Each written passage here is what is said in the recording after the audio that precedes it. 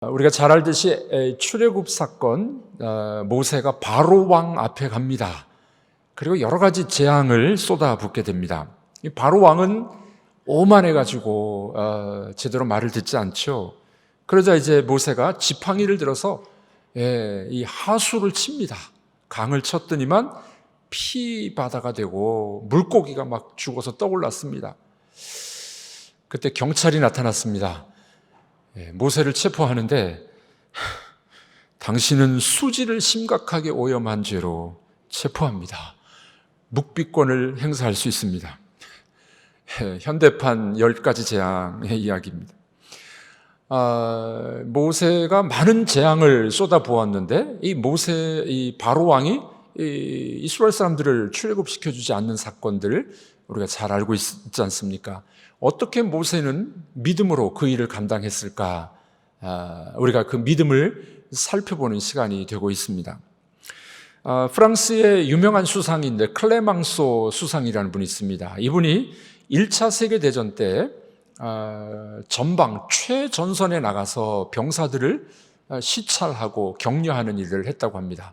포탄이 떨어지는 최전선, 그 노년의 클레망소 수상이 자동차를 타고 들어갔습니다.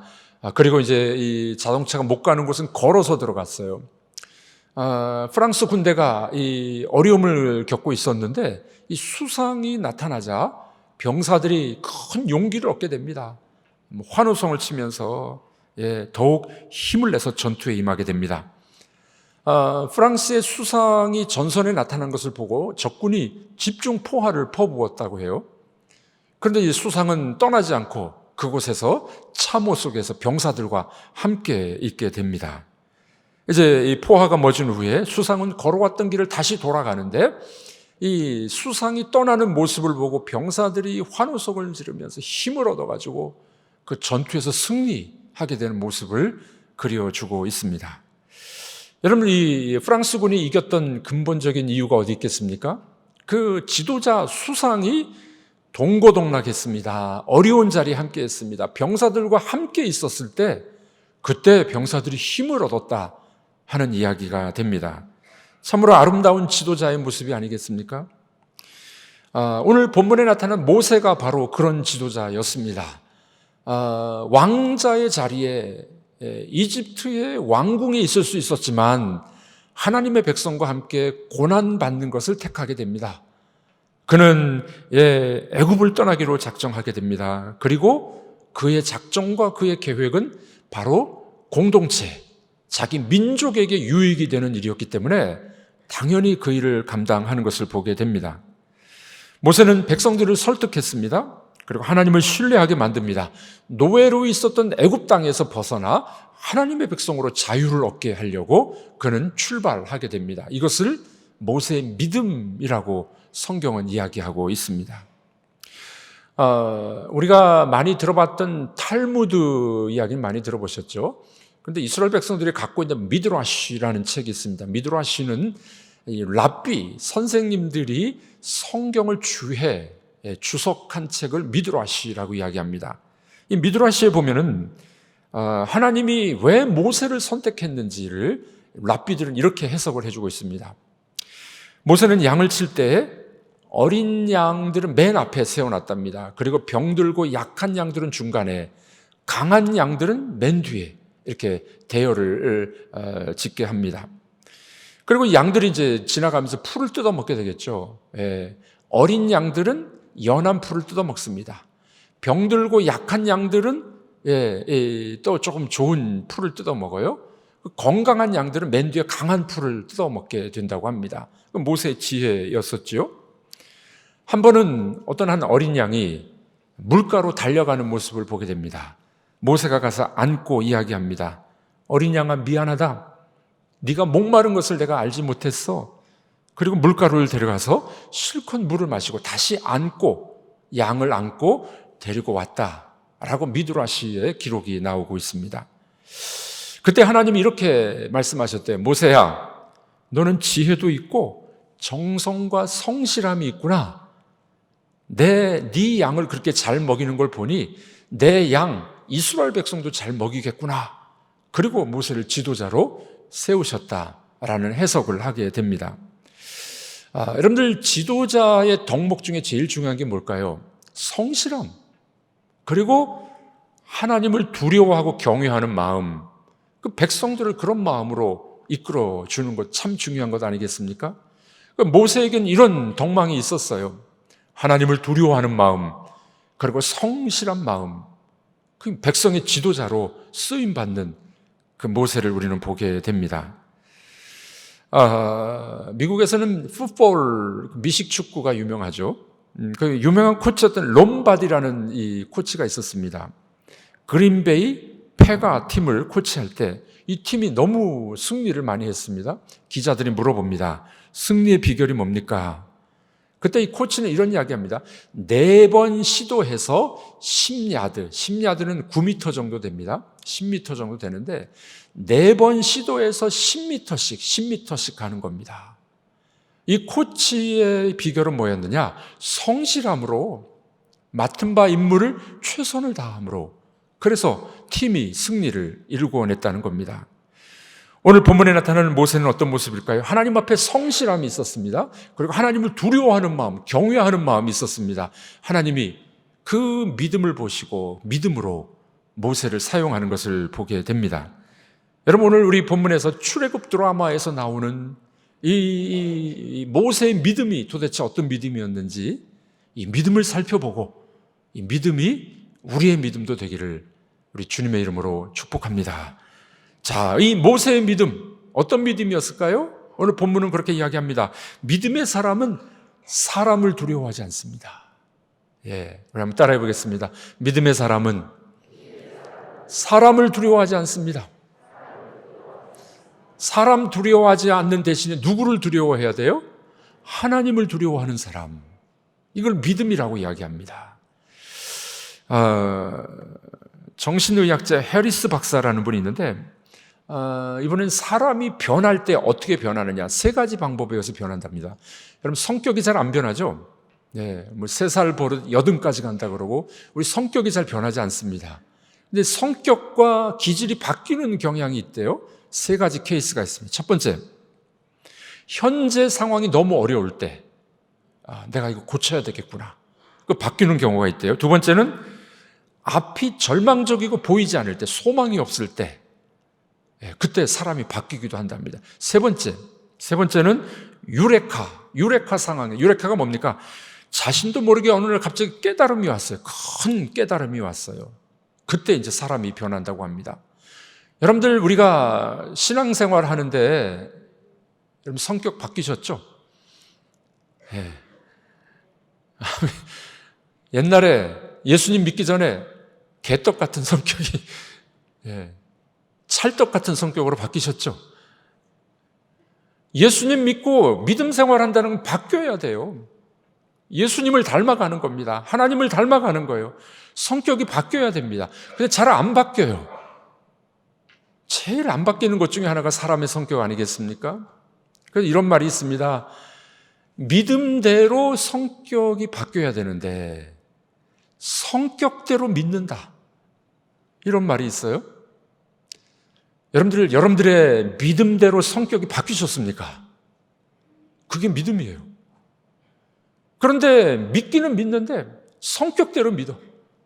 성격은 안 바뀌고 내 고집도 안 바뀌고 내가 주장하는 나의 주장, 강한 주장도 바뀌지 않고 하나님의 뜻에 따라가지도 않고 성격대로 믿어. 성격대로. 그 좋을 때는 다 좋아요. 예배 드릴 때는 여러분 이렇게 예쁘게 착하게 너무 잘 앉아 계세요. 그런데 조금 어려운 일이 당하면 막 성격이 드러나가지고 싸우고 핏대 올리고 막 예수 믿는 사람인지 안 믿는 사람인지 구분이 잘 안 되고, 성격대로 믿으면 안 됩니다. 믿음대로 성격이 변화돼야 돼요. 믿음대로 변화돼야 됩니다. 모세는 처음의 성격은 사람을 두려워했어요. 하나님 별로 두려워하지 않았어요. 그러나 그가 광야 40년을 지나면서 바뀌었습니다. 믿음으로 바뀌었는데 어떻게 해요? 하나님은 두려워할 줄 알고 사람은 두려워하지 않는 사람, 그렇게 바뀐 겁니다. 오늘 본문은 뭐라고 이야기합니까? 27절 읽어보겠습니다. 믿음으로 애굽을 떠나 왕의 노함을 무서워 아니하고 곧 보이지 아니하는 자를 보는 것 같이 하여 참았으며. 이런 결심을 성경은 뭐라고 이야기합니까? 왕의 노함을 무서워하지 아니하는 결심. 네. 모세의 이 믿음을 뭐라고 이야기합니까? 보이지 않는 하나님을 보는 것처럼. 네. 여러분, 믿음의 삶이란 무엇인가요? 당장 눈앞에 있는 현실과 사람을 보고 절망하고 낙심하는 것이 아닙니다. 사람 보고 두려워하는 게 아니에요. 하나님, 보이지 않는 하나님을 보는 것처럼, 하나님을 보는 것처럼 하나님을 두려워하는 것이 믿음입니다. 하나님을 두려워하면 사람이 안 두려운 겁니다. 여러분들, 사람과 환경이 많이 크게 보이면 하나님이 안 보여요. 그렇죠? 사람이 무서워, 두려워. 하나님이 안 보여. 우리 하나님이 크게 보이고 하나님의 전능하심이 보이면요, 환경과 사람이 안 무서워요. 아시죠? 이걸 믿음이라고 이야기해요. 믿음은 보이지 않는 하나님을 보는 것처럼, 그래서 하나님을 두려워하고 하나님만 두려워하고 사람을 두려워하지 않는 거예요. 이걸 믿음이라고 이야기합니다. 당시 애굽의 통치자였던 바로는 신이었어요. 신. 옛날에 이 황제들은, 왕들은 자기를 신이라고 주장했어요. 자기 말에 안 듣는 사람 그냥 죽이는 겁니다. 파리 목숨처럼 죽이는 거예요. 모세는 그 막강한 권력이었던 바로를 무서워하지 않았어요. 사람을 두려워하지 않았어요. 그와 담대히 맞서서 싸우고 있는 용기, 믿음을 보여주고 있는 겁니다. 자, 그런데 주목할 것은 모세가 처음부터 그랬나요?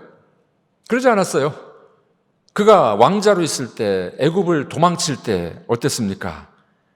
궁중을 떠나 미디안 사막으로 도망갈 때 출애굽기 2장에 보면은 모세가 두려워하여, 바로 왕을 두려워해서 도망가 버렸습니다. 사람이 두려웠어요. 예. 그래서 도피했죠. 그런데 오늘 본문은 뭐라고 이야기합니까? 오늘 말씀 27절에 보면은 왕의 노함을 무서워하지 아니하고 40년 만에 모세가 바뀐 겁니다. 예전에는 바로 왕이 무서웠어요. 도망가 버렸습니다. 사람을 피해 버렸어요. 그러나 40년 동안 하나님을 만나고 믿음이 성장한 모세는 왕의 노함을 두려워하지 않는 사람, 그런 사람으로 바뀌게 된 겁니다. 우리 인생이 두려움을 극복을 해야 됩니다. 사람을 두려워하고 환경을 두려워하는 것을 극복하셔야 됩니다. 우리 이 성도들 중에 보면은 여러 가지 정신적으로, 환경적으로 두려움 속에 빠져 있는 분들이 있으세요. 나쁜 건 아닌데 우리가 이제 약해지면 그러죠. 약해지면은 공황장애도 오기도 하고, 대인 기피증도 오기도 하고, 우울증도 오기도 하고, 우리 살아가는 게 너무 힘들기 때문에 그렇습니다. 그런데 여러분들, 오늘 이 말씀을 꼭 붙잡기를 바랍니다. 환경 두려워하고 사람 두려워하지 마세요. 그러면 자꾸 우리가 넘어지게 돼 있습니다. 하나님만 두려워하고 하나님만 바라보는 여러분들이 되길 바랍니다. 그러면은 사람과 환경은 아무것도 아니에요. 하나님이 크게 보이는 사람은 환경과 사람이 두렵지 않습니다. 오죽하면은 사람이 두려워서 무서워 유 시리즈가 나왔을까요? 당신이 무서운 사람이 누굽니까? 무서워 유. 남자가 무서운 사람은요? 무섭군. 여자가 무서운 사람은 무서운 걸. 국수살이 먹고 체한 사람은요? 무섭사리. 비를 처량하게 맞은 사람은 무섭지비. 모든 게 무서운 사람이 있대요. 무섭다. 환경이 무섭고 사람이 무서우면은 우리가 이렇게 넘어질 수밖에 없어요. 숨을 수밖에 없어요. 창문을 닫아버리고 우울증에 빠지고 정신적으로 어렵습니다. 그런데 여러분들, 모세의 변화를 보십시오. 하나님을 크게 보기 시작했어요. 그러자 그 당시 바로왕, 신적인 존재, 모세를 죽이려고 하는 그 바로왕조차도 무서워하지 않는 사람으로 변하게 됐던 것이었습니다. 가장 무서운 것은 사람이라고 말합니다. 그러나 모세는 그 두려움을 극복해 버렸습니다. 어떻게 극복했을까요? 성경은 그 대답을 이렇게 이야기합니다. 하나님을 바라볼 때 무서움을 극복했다라고 이야기합니다. 오늘 본문 27절이죠. 보이지 아니하는 자를 보는 것 같이 하여 참았으며, 네. 하나님은 우리 눈에 보이지 않아요. 우리 눈에 보이는 건 사람이 자꾸 보입니다. 그래서 우리는 보이는 사람을 무서워해요. 그런데 여러분들, 모세는 보이지 않는 하나님을 보는 것처럼, 그래서 담대함을 얻게 됐던 겁니다. 용기를 갖게 됐던 겁니다. 이것을 뭐라고 이야기합니까? 성경은 이것을 믿음이라고 이야기합니다. 믿음의 사람은 하나님만 두려워하시면 돼요. 하나님을 경외하셔야 됩니다.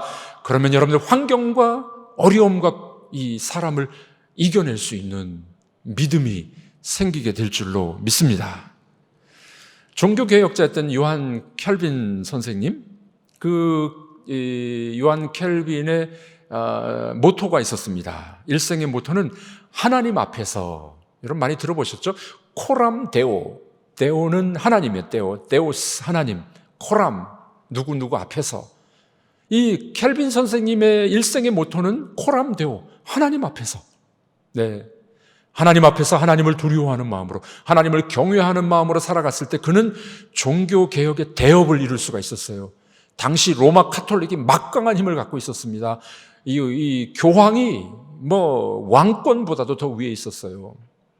그 막강한 로마 카톨릭을 대항해서 종교개혁을 일으켰던 이 켈빈 선생, 하나님 앞에서 하나님만 두려워했더니 사람이 무섭지 않았어요.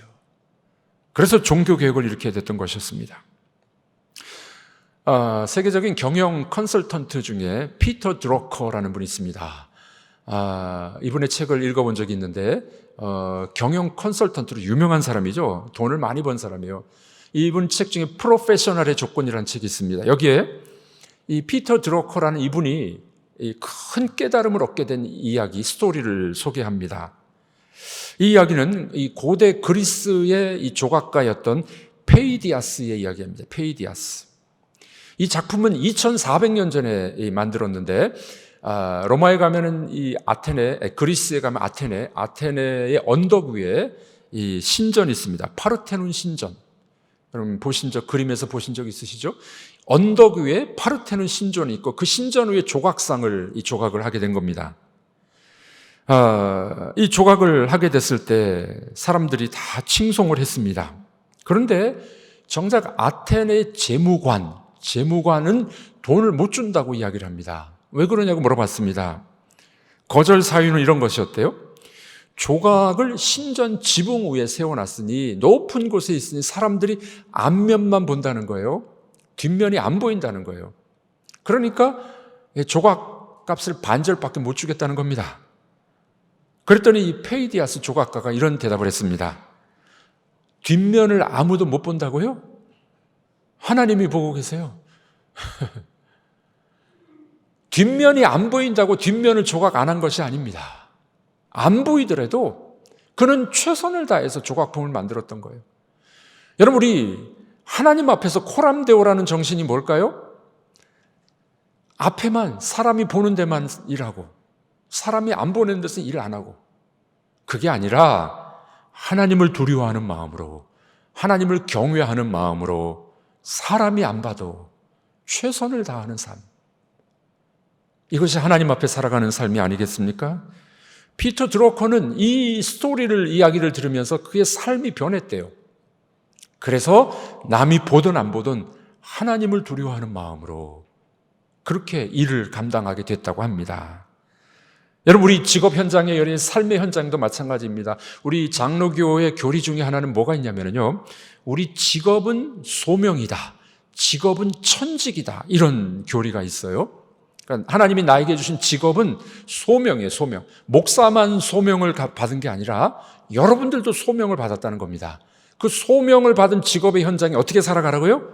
코람데오 정신, 하나님 앞에서 하나님을 경외하는 마음으로 그렇게 일하고 살아가는 여러분들이 되시기를 바랍니다. 직장에서 주인이 안 본다고, 상사가 안 본다고 적당히 그냥 일하고, 사람 보는 데서는 열심히 하고 안 보는 데서는 안 하고. 여러분들, 우리가 하나님을 크게 보는 사람은 세상이 두렵질 않아요. 이것을 성경은 뭐라고 이야기합니까? 믿음이다. 믿음이다. 여러분, 우리가 갖고 있는 믿음은 이런 믿음이 되시길 바랍니다. 하나님을 크게 보시길 바랍니다. 그래서 이 세상을 이길 수 있는 믿음의 사람들 다 되기를 주의 이름으로 축복합니다. 예수님도 이런 말씀하셨어요. 마태복음 10장 28절 우리 읽어보도록 하겠습니다. 몸은 죽여도 영혼은 능히 죽이지 못하는 자들을 두려워하지 말고 오직 몸과 영혼을 능히 지옥에 멸하시는 자를 두려워하라. 네, 이 말은 무슨 말입니까? 사람을 두려워하지 말라는 거예요. 몸을 죽이는 사람 무섭긴 하죠. 그런데 하나님은 몸과 영혼까지 주관하시는 분이니 그 하나님을 두려워하라는 겁니다. 예수님의 말씀입니다. 자, 두 번째로 오늘 마지막 우리 모세의 믿음은 어떤 믿음이었을까요? 그 믿음이란 익숙하지 않은 것을 행하는 것입니다. 익숙하지 않은 것. 오늘 본문 28절이죠? 우리 28절 읽어보겠습니다. 믿음으로 유월절과 피 뿌리는 예식을 정하였으니 이는 장자를 멸하는 자로 그들을 건드리지 않게 하려 한 것이며. 네, 믿음으로 유월절 피 뿌리는 의식을 행했다. 모세가 해보지 않은 일입니다. 모세는 애굽 궁중에서 왕자 교육을 받았어요. 수학을 배우고 기하학을 배우고. 여러분들 그 이집트의 수학과 기하학이 얼마나 발달한 줄 아십니까? 그 피라미드 지은 거 공법을 보면은 기하학적으로 대단한 거라고 합니다. 당시 이 애굽의 지식은 상당한 지식이었었어요. 그 지식을 배웠던 모세가 이상한 명령을 받았어요. 하나님으로부터. 뭐라고요? 양을 잡아. 그리고 양의 피를 문에 발라. 그래야 구원받아. 이게 무슨 말이에요? 과학적으로, 이성적으로 맞지 않는 말을 하나님 말씀하신 겁니다.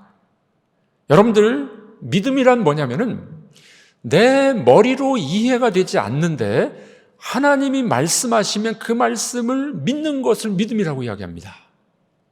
우리의 이성이 보기에는 불합리해 보이는데 그러나 하나님 말씀을 내가 믿는 것, 이걸 믿음, 그렇게 이야기합니다.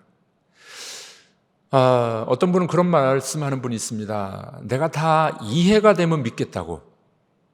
여러분들, 하나님이 내 머리로 다 이해가 되면 하나님이 그렇게 작은 분이십니까? 우리 머리로 다 이해되는 하나님은 하나님이 아니에요. 그렇죠? 내 좁은 머리로 하나님이 다 이해가 된다. 말씀이 다 이해가 된다. 그렇게 좁은 하나님을, 작은 하나님을 우리가 믿습니까? 그렇지 않아요. 하나님의 방법과 인간의 방법이 다릅니다. 그분은 전능하신 분이시요 크신 분이기 때문에 때로는 우리가 머리로 이해되지 않는 것들 말씀하실 때가 있습니다. 그것을 익숙하지 않은 것을 받아들임, 이걸 믿음이라고 성경은 이야기를 합니다. 이사야는 뭐라고 말씀했습니까? 내 생각은 너희 생각과 다르다. 모세만 그랬나요? 노아도 그랬죠. 노아 할아버지가 배를 어디에 지었습니까? 산 꼭대기에다 지었어요. 비도 오지 않는 날, 산 위에다 배를 짓는 것. 이게 인간의 머리로 이해가 됩니까? 노아는 순종했습니다. 노아의 홍수에서 구원받지 않습니까? 하나님의 방법은 때로는 우리 머리로 이해가 되질 않아요. 그러나 그 말씀에 순종할 때 구원의 역사가 일어납니다. 이것을 성경은 믿음이라고 이야기합니다. 아브라함도 그랬죠? 100세 때, 남자 100세 때, 여자 90세 때 어떻게 아들을 낳습니까? 그러나 믿었어요. 그래서 이삭이라는 아들을 낳지 않았습니까? 여러분들, 때때로 하나님이 내 머리로 이해되지 않는 일들을 말씀하시고 말씀이 내가 이해가 되지 않을 때 그때도 말씀을 수납하시고 받아들이는 여러분들이 되기를 바랍니다. 이것을 성경은 믿음이라고 이야기합니다. 제가 익산으로 올 때 사실 익산이 어디 있는지 잘 몰랐습니다. 이렇게 유명한 도시를 몰랐다니. 하나님이 가라고 하시는 곳은 어디든지 가겠습니다. 제 마음대로 결정하지 않겠습니다. 그랬더니 하나님이 익산으로 보내주셨어요. 내 머리로는 이해가 안 되는 것이라 할지라도 하나님의 인도하심이라는 믿고 따라오면은 하나님께서 역사를 이루어 주십니다. 이걸 믿음이라 그래요. 익숙하지 않은 것이지만 말씀에 순종할 때 그때 하나님의 역사가 일어나게 됩니다. 하나님의 방법과 우리의 순종은 기적을 가져오게 됩니다. 여러분, 우리 6월절 이 모세가 어린 양을 잡아서 피를 바르는 사건 알고 있지 않습니까?